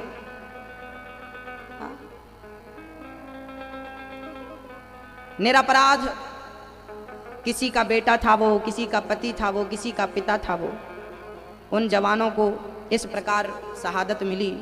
वो तो भगवान के परम धाम को चले ही गए, पर हम भारतवासियों को बड़ी तकलीफ हुई, बड़ी पीड़ा हुई कि निरपराध हैं। अरे 10 आतंकियों को मार करके मरते ना तो इतना दुख नहीं होता, लेकिन ऐसी जब घटनाएं घटती हैं तो बहुत तकलीफ होता है, बहुत तकलीफ होती है। हम भारत के लोग शांति प्रिय लोग हैं। कितने संतों ने अपना रक्त बहाया है। गुरु गोविंद साहब के 2 बच्चों को तो जिंदा दीवार में चुनवा दिया था। गुरु गोविंद साहब के 2 बच्चों को जिंदा दीवार में चुनवा दिया था। माँ दौड़ी दौड़ी आई, आपके बच्चों को ना उन्होंने जिंदा दीवार में चुनवा दिया। तब गुरु गोविंद साहब ने कहा कि पगली रोती क्यों है? अरे मेरे बच्चे हैं, सोचो जिंदा दीवार में चुनवा दिया गया। माँ रोती रोती आई, मेरे बच्चों को जिंदा चुनवा रहे हैं और आप कुछ नहीं कर रहे हैं। तब गुरु गोविंद साहब ने कहा था, पगली रोती क्यों है? तेरे 2 बच्चे गए तो क्या हुआ, हजारों बच्चे तेरे जिंदा हैं, ये सब तेरे ही बच्चे तो हैं। ऐसे ऐसे महान संतों ने, ऐसे ऐसे महान योद्धाओं ने अपना रक्त बहाया है। आरे से चीर दिया करते थे अंग्रेज लोग। सुखदेव फांसी पर लटक गए, मंगल पांडे फांसी पर लटक गए। ये सब आजादी ऐसे ही मिल गई, बिना बलिदान के दे दी हमें आजादी, बिना खड़ग बिना ढाल बिना कुछ के, हाँ एक लाठी से आजादी मिल गई। भारत के इतिहास को ना जानने वाले ये बात कहते हैं कि दे दी हमें आजादी। अरे आप कभी इतिहास को जानते हो? कभी इतिहास के बारे में जानने की कोशिश करी है कि भारत का इतिहास क्या था? हमारे भारत के लोगों ने तो भारत से गद्दारी करी है, भारत के इतिहास से बहुत बड़ी छेड़खानी की गई है। आपको शायद बहुत सारी बातें पता नहीं होंगी। मैं एक बात आपको, कितनी बड़ी हमारे इतिहास से छेड़खानी की गई है मैं आपको बता दूं एक एग्जाम्पल। बताइए, भारत के पहले प्रधानमंत्री का नाम क्या था? क्या नाम था? सबका एक ही उत्तर है, पंडित जवाहरलाल नेहरू। भारत के पहले प्रधानमंत्री का नाम है पंडित जवाहरलाल नेहरू। ये आप कह रहे हैं क्योंकि ये आपको पढ़ाया गया है, जबकि ये बात सच नहीं है। भारत के प्रथम प्रधानमंत्री का नाम था सुभाष चंद्र बोस। आजाद ए हिंद फौज का उन्होंने गठन किया था और चुनाव लड़कर के वो जीत कर आए थे और स्वतंत्र 15 अगस्त 1947 को हमारा देश आजाद हुआ। उसके बाद पहले प्रधानमंत्री नेताजी सुभाष चंद्र बोस को बनाया गया था और उसके बाद अब नेताओं को लगा कि ये पूरी वाहवाही तो इनको मिल जाएगी, तो फिर उनको ना रास्ते से हटा दिया। वो प्लेन से जा रहे थे, उनका प्लेन क्रैश हुआ नहीं था, क्रैश करवाया गया था, उन्हें मरवाया गया था, वो मर गए और फिर चुनाव हुआ तो फिर बिठाल दिया प्रधानमंत्री के पद पर। कैसे बिठाया? जवाहरलाल नेहरू को। तो फिर जवाहरलाल नेहरू के बाद से इतिहास लिखा गया कि पहले प्रधानमंत्री जवाहरलाल नेहरू थे। आज तक आपको यह बात बताई ही नहीं गई कि स्वतंत्र भारत के पहले प्रधानमंत्री कौन थे। यह बात यदि मैं गलत बोल रहा हूं तो मुझे गोली मार दी जाए। आपको और हमें नहीं पढ़ाया गया, भारत की सच्चाई नहीं बताई गई। हमें तो जो बताया गया हमने मान लिया। उस समय जो पार्टियां थी, उस समय जो गद्दावर नेता थे, वो गद्दार थे। भारत के जो साहित्य थे, भारत का जो विषय था जिस पर हमें बोलना था, लिखना था, उचित लिखना था, उचित बोलना था, कुछ नहीं लिख पाए। उस समय जो साहित्य लिखने वाले लोग थे ना, वो उन्हीं के चाटुकार थे। तो जैसा जैसा उन्होंने कहा वैसा लिख दिया, भारत के बारे में लिख दिया। क्या बताएं आपको, भारत का बहुत पुराना बहुत बड़ा इतिहास है। कभी समय मिले तो पढ़ा करो और मेरी बातों पर जरा गौर करो कि कौन था, क्या था। मैं बोल रहा हूं तो गलत बोल रहा हूं कि सही बोल रहा हूं? गलत बोल रहा हूं तो मुझे भी थप्पड़ मारो और मुझे भी डांटो,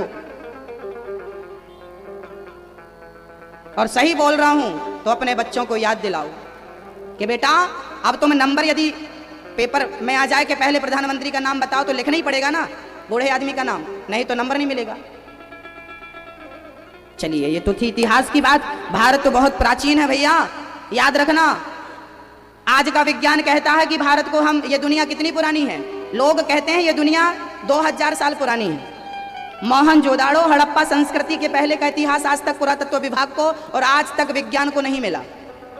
विज्ञान कहता है कि ये सृष्टि 2000 साल पुरानी है, 3000 साल पुरानी है। मोहनजोदाड़ो हड़प्पा संस्कृति के पहले कुछ नहीं था, ऐसा विज्ञान कहता है। लेकिन भागवत में, वेदों में, पुराणों में यह बात लिखी है कि जिस दिन से पृथ्वी बनी थी उस द्वारिका नगरी बसाई थी। अभी 8 महीने पुरानी बात बोल रहा हूं मैं, 8 महीने पुरानी बात है। अभी भारत के वैज्ञानिकों ने द्वारिका में समुद्र के भीतर रिसर्च किया, खोज करी, तो समुद्र के भीतर एक नगरी पाई गई है। आप लोगों ने न्यूज पर देखा हो या नहीं देखा हो? जिसने देखा हो वो बता सकता है। हमने देखा है। आपने देखा है? न्यूज पर आपने देखा होगा। ये 8 महीने पुरानी बात है, करीब 5 से 8 महीने पुरानी न्यूज पर आई थी। समुद्र के भीतर एक नगरी मिली है जिस पर वैज्ञानिकों ने रिसर्च किया तो पाया कि वो 5500 साल पुरानी वो नगरी है। और 5500 साल पुरानी नगरी है, ऐसा विज्ञान ने सिद्ध कर दिया। और शास्त्र भी, हमारे भागवत में भी लिखा है कि 5500 साल पहले भगवान श्री कृष्ण थे। तो भगवान का विज्ञान ने सिद्ध कर दिया कि नहीं? यदि तुम भगवान के होने का प्रमाण पत्र मांगते हो तो विज्ञान ने खुद सिद्ध कर दिया कि लो 5500 साल पहले तुम मोहनजोदाड़ो हड़प्पा संस्कृति पे उलझे हो और हम भगवान श्री कृष्ण के इतिहास को तुम्हारे सामने रख रहे हैं कि 5500 साल पहले ये था। 10 साल तक नासा के वैज्ञानिकों ने राम सेतु पर रिसर्च करी। मेरी माँ, मैं आपको हर बात का प्रमाण देकर बात करूंगा, तथ्य के साथ बोलूंगा। मैं हवा में लाठियां मारने वाला नहीं हूं। 10 साल तक नासा के वैज्ञानिकों ने राम सेतु पर रिसर्च किया। उनको लग रहा था कि ये जो राम सेतु जानती हो ना मैया, राम सेतु का पत्थर आज भी पानी में तैरता है।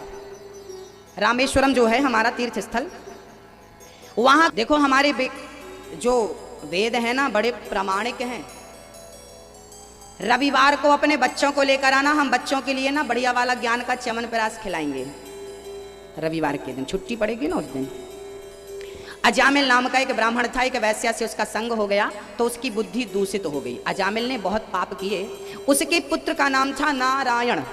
अजामिल की जब मौत आई ना तो उन्होंने अपने पुत्र को बुलाया, बेटा नारायण, बेटा नारायण, बेटे को बुला रहे थे, बेटा नहीं सुना। भगवान ने सुन लिया और भगवान ने सुंदर सा विमान भेज दिया, पार्षदों को भेजा, जाओ मेरा भक्त मेरा नाम लेकर बुला रहा है, जाओ उसे लेकर आओ।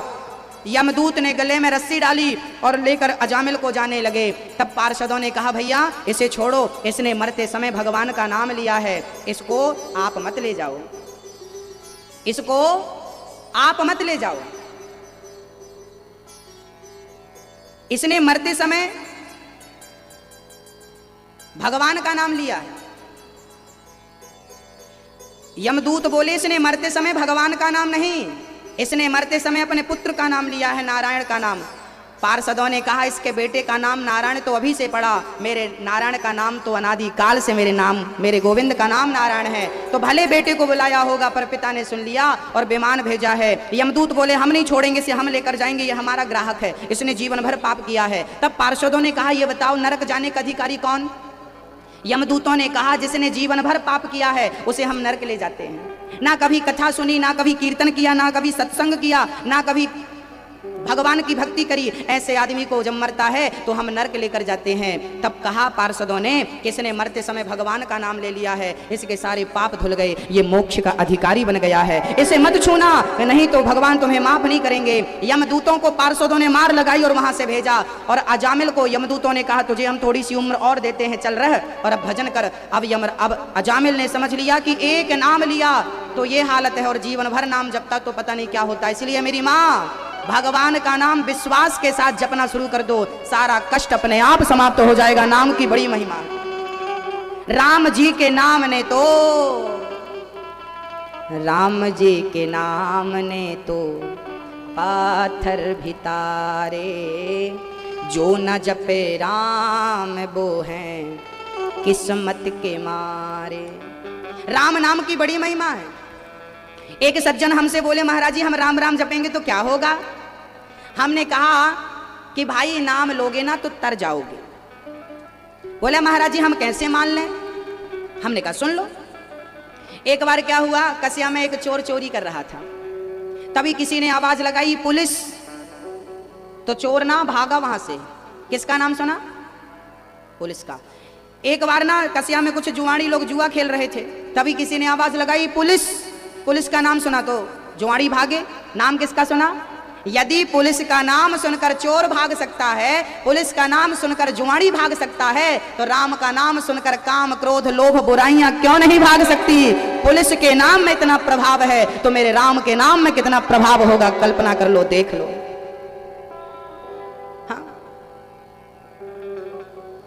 कितना प्रभाव है, कितना प्रभाव है। इसलिए नाम।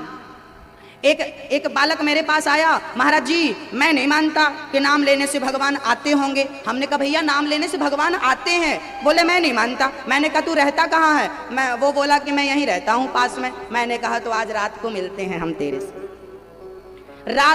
उस बालक का नाम था अखिल। हमने रात को 12 बजे उसके घर जाकर ना बाहर खड़े होकर हमने आवाज लगाई, मैया जी हम रात के 12 बजे उस लड़के के घर गए और हमने बाहर खड़े होकर आवाज लगाई अखिल अखिल अखिल। उसने रात को 12 बजे दरवाजे खोल दिए। क्या हुआ? हमने कहा भाई क्यों आ गए? अरे आपने बुलाया। हमने कहा पागल हम तुझे नहीं बुला रहे हैं, हम तो बस अखिल अखिल बोल रहे हैं। अरे अखिल हमारा नाम है, आप बुला रहे हो 12 बजे तो हम आए। हमने कहा पागल जब हम तुझे बुला रहे हैं तो तेरा नाम लेने से यदि तू आ सकता है तो मैं राम का नाम लेकर उन्हें बुलाऊंगा तो क्या वो नहीं आ जाएंगे? यदि तू आ सकता है तो वो भी आते हैं। मैं इसलिए उनका नाम लेता हूँ। सुबह शाम उठते बैठते खाते पीते सोते जागते काम करते रहो और मेरे नाम का नाम जपते रहो। श्री राम जय राम जय जय राम। श्री राम जय राम श्री राम जय राम। बोलो जोर से श्री राम जय राम श्री राम जय राम श्री राम जय राम श्री राम जय राम। हरे राम राम राम हरे हरे, हरे कृष्णा कृष्णा कृष्णा हरे हरे। कहो हरे राम। जोर से बोलो मेरी माँ, पूरे कस्या में आवाज जानी चाहिए आपकी। बोलो हरे राम राम राम हरे हरे। मेरी बहन आप क्यों नहीं बोल रही हो? बोलो मेरी बहन मुंह खोलो। बोलो हरे राम राम राम ना। ये रोज आपके घर पे रोज काम करते हुए ये कीर्तन करो, फिर देखो जीवन में आनंद ही आनंद होगा मेरी माँ। इस मंत्र का जाप विश्वास से करना। लेकिन अजामिल का उद्धार हुआ। एक बार तो गुरुजी का अपमान देवराज इंद्र ने कर दिया। फिर वृत्तासुर, विश्वरूप को, वृत्तासुर के पुत्र विश्वरूप को आपने गुरु बनाया और उन्होंने नारायण कवच की दीक्षा दी। फिर विश्वरूप को आपने इंद्र ने मार दिया, क्योंकि उन्होंने यज्ञ में देवता राक्षसों को आहुति दे दी। तब विश्वरूप के पिता त्वष्टा ने यज्ञ किया और वृत्तासुर को प्रकट किया। वृत्तासुर इंद्र से युद्ध करने चला। इंद्र ने दधीची की हड्डियों का वज्र बनाया और वृत्तासुर से बड़ा भयंकर युद्ध हुआ। वृत्तासुर ने जब दधीची की हड्डियों का वज्र देखा तो वृत्तासुर ने स्तुति करनी शुरू कर दी। हम हरे तव पादैक मूला दासानुदासो भवितास्मि भूयः मनः स्मरेता सुपतेर्गुणांस्ते गृणीत वा कर्म करोतु कायः। भक्तों, श्री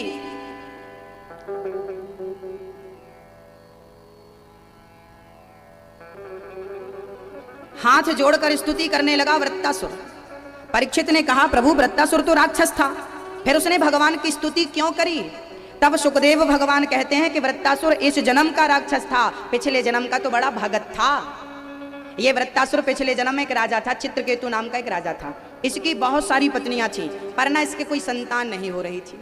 मैया जी, चर्चा बहुत अद्भुत है। ओ मैया, मैया हो गई पंचायत, बड़ी अच्छी चल रही ऐसी पंचायत चल रही है, खूब मस्ती से। उन्हें लग रहा हमें कुछ दिखाई नहीं पड़ता। हमें नहीं दिख रहा है, ठीक है, पर हमारे भगवान को तो दिख रहा है। हम अंधे हो सकते हैं, हमारा कन्हैया थोड़ी अंधा हो सकता है। हाँ, थोड़ी मेरी माँ, प्रेम से सुनो ना, प्रेम से, खूब भाव से सुनो। चित्रकेतु नाम का एक राजा था, उसकी बहुत सारी पत्नियां थीं, पर दुर्भाग्य देखिए उसके घर ना संतान नहीं थी, पुत्र नहीं था। चित्रकेतु बड़े परेशान रहा करते। एक दिन उनके पास एक संत आए, अंगिरा मुनि, चरणों में गिर पड़े, महाराज बेटा चाहिए। संत बोले, तेरी किस्मत को मैं देख रहा हूँ, तेरे मस्तक की रेखाएं कह रही हैं कि तेरी किस्मत में कोई पुत्र नहीं है, 7 जन्म तक कोई संतान नहीं। चित्रकेतु रो पड़े, महाराज एक जन्म तो गुजर नहीं रहा और आपने 7 जन्म और बता दिए, मुझे बेटा चाहिए चाहिए, मैं मर जाऊंगा। संत को दया आई। अंगिरा मुनि बड़े सिद्ध संत थे, उन्होंने हाथ में जल लिया और एक फल हाथ में लेकर उसे अभिमंत्रित किया और फल पत्नी को दे दिया। जाओ अपनी पत्नी को फल खिलाओ, गर्भवती होगी। संत का प्रसाद बड़ी पत्नी कृतद्युति ने खाया। उनके घर एक समय आने पर बहुत सुंदर बच्चा हुआ, चित्रकेतु के बेटा हुआ। चारों तरफ खुशी की लहर दौड़ पड़ी, आनंद ही आनंद हो गया। बेटा हुआ, राजा बड़े गदगद हुए, बुढ़ापे में बेटा हुआ, बेटा हुआ, बेटा हुआ, बेटा हुआ। अभी बेटा 5 साल का हुआ था। अब राजा उससे ज्यादा प्रेम करने लगे जिसको बेटा हुआ था। उस रानी को अधिक प्रेम करने लगे, अधिक महत्व देने लगे। और राजा की रानियां बहुत थी, उनके अंदर जलन हो गई कि राजा तो हमें देखते भी नहीं। तो उन रानियों ने उस बच्चे को जहर दे करके मार डाला। हाँ, दुनिया में लोग दुखी क्यों हैं? केवल इसलिए दुखी हैं कि हमारा पड़ोसी सुखी क्यों है। उसका सुख देख देख कर ये जल रहा है, जल रहा है, जल रहा है, इसलिए ज्यादा लोग दुखी हैं। हाँ, इसलिए मैं निवेदन करता हूं, किसी का सुख देखकर जलिए मत। अरे किसी के सुख में सुखी हो जाओ और किसी के दुख में दुखी हो जाओ। यही आपका स्वभाव है, यही आपकी इंसानियत है। पर लोग ना बहुत मौका देखते हैं। आपके दुखी, आपके जीवन में थोड़ा दुख आ जाए ना तो पड़ोसियों को बहुत सुख मिलता है। आहा, सुखी भय मानहु जग नृपति, जब काहू के सुनह बड़ाई, श्वास ले जनु जूड़ी आई। गोस्वामी तुलसीदास जी बहुत बढ़िया बात कह रहे हैं लोगों के लिए। उन रानियों ने जहर देकर मार डाला। सुबह माँ ने देखा मेरा बेटा उठा नहीं, जाकर देखा तो भाई पूरा शरीर नीला पड़ गया। रो पड़ी, विधाता तू बड़ा क्रूर है, तू बड़ा अपराधी है, बड़ा मूर्ख है, मारना था, मुझे मार दिया होता। मेरे लाल, मेरे बच्चे ने क्या बिगाड़ा? तूने उस 5 साल के बालक को मार दिया, मुझे मार दिया होता। मेरे प्रभु, मैंने तेरा क्या बिगाड़ा था? मेरे बच्चे को मुझसे। माँ रोने लगी, पिता रोने लगे, मूर्छित होकर गिरने लगे। तभी नारद जी और अंगिरा मुनि दोनों पधारे। नारद जी ने समझाया, अरे राजा तू ज्ञानी है, समझदार है, रोता क्यों है? राजा बोले, महाराज क्यों ना रोऊं, मेरा बेटा मर गया, 5 साल का था, ये पूरा राज्य कौन संभालेगा? मुझे बेटा लौटा दो, मैं सिर पटक पटक के मर जाऊंगा। नारद जी को दया आई। नारद जी ने कहा, चल तू मेरी बात नहीं मान रहा है, शायद तेरी तेरा बेटा तुझे समझाए तू मान जाए। हाथ में जल लेकर नारद जी ने मंत्र पढ़ा और मरे हुए बच्चे के ऊपर डाल दिया। मरा हुआ बच्चा जीवित हो गया, मरा हुआ बालक जीवित हो गया। बालक खड़ा हुआ।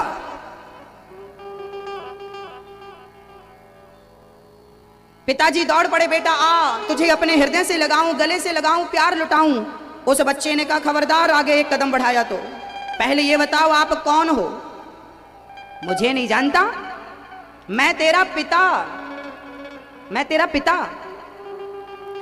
उस बच्चे ने कहा पिता, अरे कितनी बार मेरा जन्म हुआ, कितनी बार आपका जन्म हुआ, कितने बार आप मेरे पिता बने, कितनी बार मैं आपका पिता बना, किस जन्म का संबंध रखते हो?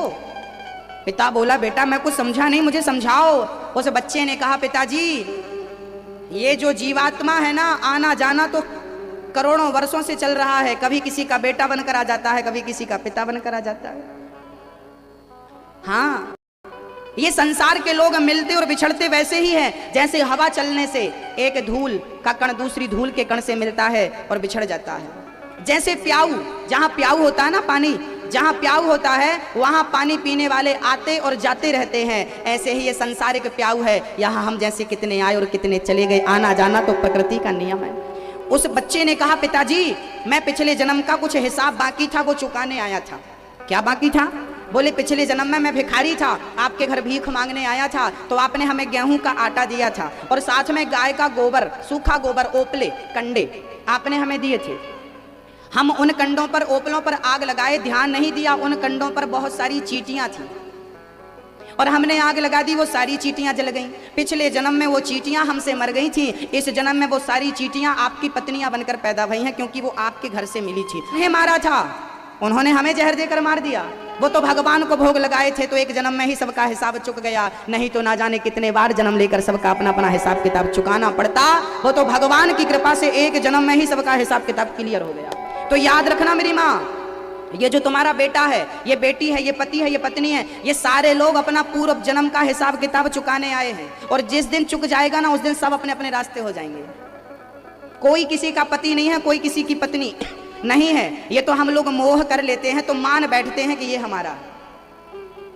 कल बात सुनाई थे ना कि धोबी का गधा बंधा तो नहीं था पर बंधा हुआ मान रहा था। ऐसे आप लोग किसी की पत्नियां हो नहीं पर मान बैठी हो कि हम फलाने की पत्नी हैं। हम किसी के पुत्र हैं नहीं पर मान बैठे हैं कि फलाने के पुत्र हैं। हम सबके कौन है, संबंध किससे है, जरा देख लो क्या संबंध है। ना हमारा कोई पिता है ना कोई माँ है। क्या लिखा है? त्वमेव माता, बोलो जरा सब लोग, त्वमेव माता च पिता त्वमेव।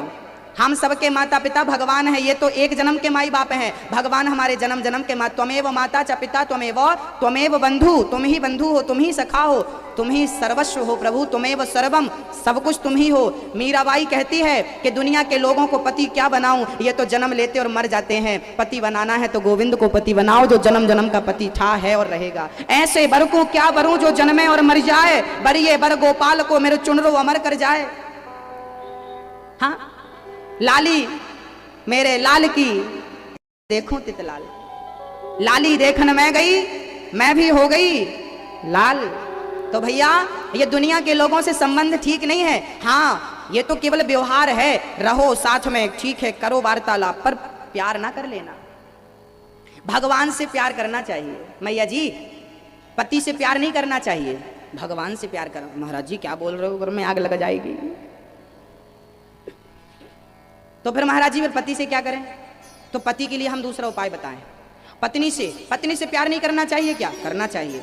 बच्चों से प्यार नहीं करना चाहिए क्या? करना चाहिए। माँ से प्यार नहीं करना चाहिए क्या? करना चाहिए। पर कैसे, इसको मैं विस्तार से बता दूं क्या? 2 मिनट है आपके पास? हाँ, मेरी माँ, मेरी पूरी भागवत का सार बोल रहा हूं, इसको सुन लिया तो आज की भागवत पूरी हो गई। आज की भागवत का सार बोल रहा हूं, सुन लेना। भगवान ने आपको आंख कितनी दी है? 2। हाथ कितने दिए? पांव कितने दिए? 2। अंदर किडनियां भी 2 हैं, है? कान 2, नाक में छेद 2। अब देखो ना, भगवान ने हाथ 2 दिए हैं, कान 2 दिए हैं, आंख 2 दी हैं, पांव 2 दिए हैं, किडनी 2 दी हैं, सब 2-2 दिए हैं, पर दिल कितने दिए हैं? बोलो। जो भगवान सब चीज 2-2 दे सकता था तो क्या दिल भी 2 नहीं दे सकता था? चाहता तो दे देता, पर दिया क्या? भगवान ने दिल 2 नहीं दिए, दिल कितने दिए? 1।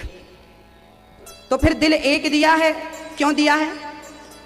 अब मैं आपको दो दो का सार सुनाता हूं। भगवान ने आंख दो इसलिए दी है कि दुनिया वालों, तुम एक आंख से दुनिया का काम करना, पत्नी को देखना, पति को देखना, बच्चों को देखना, माँ बाप को देखना, पर दूसरी आंख सदा मेरे चरणों में लगी रहे, मेरे दर्शन में लगी रहे।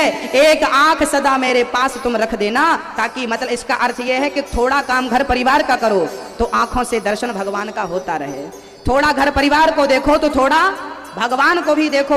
केवल घर परिवार को ना, कहीं घर परिवार के चक्कर में भगवान ना छूट जाए। तो एक आंख संसार के लिए, एक ईश्वर के लिए। भगवान ने दो कान दिए हैं, एक कान से पत्नी की बात सुनो, पति की बात सुनो, बेटे की सुनो, सास की, ससुर की, माँ बाप की, और दूसरे कान से भगवान की कथा सुनो। कुछ समय घर के लिए निकालो, कुछ समय भगवान के लिए निकालो। एक कान संसार के लिए, एक कान, एक दो हाथ दिए हैं, एक हाथ से पत्नी की इच्छाएं जो हैं उनकी सेवाएं, बच्चों की इच्छाएं हैं बच्चों की सेवाएं, माँ बाप की इच्छाएं हैं माँ बाप की सेवाएं, जो भी आपके गृहस्थ नियम हैं, पत्नी, पति, बच्चा, बच्ची, अतिथि, सब ये जो कर रहे हो, एक हाथ से संसार का काम करो और दूसरे हाथ से साधु सेवा, संत सेवा, गुरु सेवा और भगवत सेवा, दान पुण्य। दूसरा हाथ खाली रहे दान करने के लिए, धर्म करने के लिए, साधु के चरण पकड़ने के लिए, गुरु के पांव पकड़ने के लिए, हाँ भगवान की सेवा के लिए दूसरा हाथ, और एक हाथ संसार के लिए। दो पांव क्यों? एक पांव से दुनिया वालों के लिए चलो तो दूसरे पांव से भगवान की कथा तक चल करके जाओ, तीर्थों तक चल करके जाओ। एक पांव संसार के लिए हो, एक पांव ईश्वर के लिए। अर्थात 24 घंटे में 12 घंटे 20 घंटे संसार के लिए चल रहे हो तो 4 घंटे मेरे गोविंद के लिए चल लो। हाँ, अब आओ हम दिल पे चलते हैं। तो भैया दिल तो एक दिया है। अब ये आप लोग बताओ कि दिल, हाथ दो था तो एक संसार को दिया, एक भगवान को, आंख दो थी एक भगवान को दिया, एक संसार को। दिल तो एक है, किसे देना है बताओ? दिल एक है, उसे किसे देना चाह रहे हो आप लोग? आप बताओ किसको दिया? अभी तक देना चाह रहे हो वो तो छोड़ो, दिया किसे था ये बताओ? हमने अपनी ये वस्तु आपको दी, गंदी करके लौटाई। आप ना दुनिया वालों को अपना दिल दोगे ना तो गंदा करके दे देंगे। आपका दिल बताओ किसके पास है? आपके पास है कि किसी ने ले रखा है? पति को तो नहीं दिया, हा? पत्नी को तो नहीं दिया आप लोगों ने, बताओ? नहीं। अब महाराज जी फिर ये समस्या खड़ी होगी, फिर पति को कहां बिठाएं, बच्चों को कहां बिठाएं, माँ बाप को कहां बिठाएं? तो देखो मेरी माँ, जो दिल है ना, उस दिल में अपने गोविंद को बिठाओ, श्याम सुंदर को बिठाओ, मेरे राम को बिठाओ, मेरी सीता माँ को। दिल पे भगवान का अधिकार है, तो दिल पे भगवान को बिठाएंगे तो पति को और बच्चों को और पत्नी को और परिवार को कहाँ बिठाएंगे? बोले इनको दिल पे नहीं, इनको दिमाग पे बिठाओ, दिमाग पे रखो इनको। दिल तो होता है, साथ में दिमाग होता है कि नहीं? होता है कि नहीं? हाँ, सबके पास दिमाग है कि नहीं? एक बार क्या हुआ, पत्नी ने बोला पति से, सुनो जरा जा रहे हो बाजार, घी लेते आना, घी खत्म हो गया है, और शक्कर ले आना 5 किलो। हाँ ले आना जरा। हाँ हाँ हम ले आएंगे। पति आए, पत्नी बोली शक्कर और घी कहाँ? ओ तेरी बात दिमाग से निकल गई। कहाँ से निकल गई? जोर से बोलो। तो दिमाग से निकल जाती है कि नहीं? निकल जाती है कि नहीं? कभी कभी आपके अंदर से भी बात निकल जाती है ना, आप भी कहते ओहो आज तो दिमाग से निकल गई। हाँ मेरी माँ, दिमाग में जो बात होती है ना जल्दी निकल जाती है, इसलिए दुनिया के लोग दिमाग में रहेंगे जल्दी निकल जाएंगे, भगवान दिल में रहेगा कभी नहीं निकलेगा। दुनिया के लोग निकल जाएं, गोविंद ना निकले। हाँ, दुनिया के लोगों को दिमाग में रखना। एक पत्नी मेरे पास बहू दौड़ी दौड़, गुरुजी सास ने गाली दी। अच्छा तो क्या हुआ? अरे दिल पे लग गई। कई लोग कहा करते हैं गालियां दिल में लग गई। महाराज जी फलाने ने कहा दिल पे लग गई। पागल, दिल पे क्यों लगाते हो? दिल गंदा क्यों करते हो? गालियां रखने के लिए है? बताओ। अच्छा आपके पास पर्स है कि नहीं? बटुआ हमारी माता ये रखा है, बटुआ हमारी माताएं लेके चलती। अब एक काम करो, आपके बटुए में हम यहाँ की धूल उठा के डाल दें और पत्थर डाल दें, तो बताओ ये बटुआ जो है पत्थर और धूल के लिए है? हाँ या ना? यदि हम धूल और कचरा डाल दें, आप झाड़ू लगा के पूरा कचरा अपने बटुए में डाल लो, कोई डालता है? मूर्ख है।